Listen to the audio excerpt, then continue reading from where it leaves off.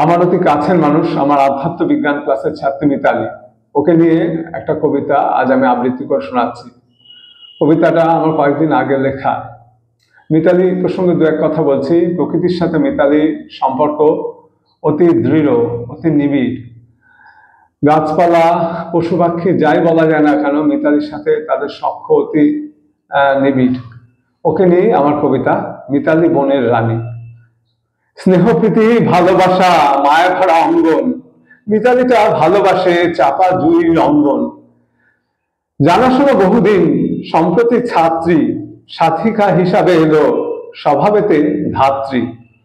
ঘরেতে ছোট্ট শিশু, ডাকনাম গুনগুন, সারাদিন দাপাদাপি, বিনা তারে জোরে তুন। স্বামী মেয়ে আরো চার, সাত মিলে সংসার, টিনটিন বেবি কালী, মিল্কিতে গড়া হার।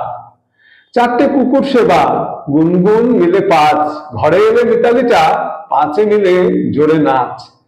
স্বামী দীপ্তরাজ, ভালোবাসে প্রাণীকুল, ঘরে আছে সারমেয়, দুটি মাছ একই মূল। একটি ক্রোকোডাইল, মাছেরই এক নাম, আর মাছ অজানা যে, কেবা জানে তার ধাম। বাগানের খুব শখ, আর শখ ঘুরতে, নানা স্থান বনতল স্মৃতিপটে পুড়তে।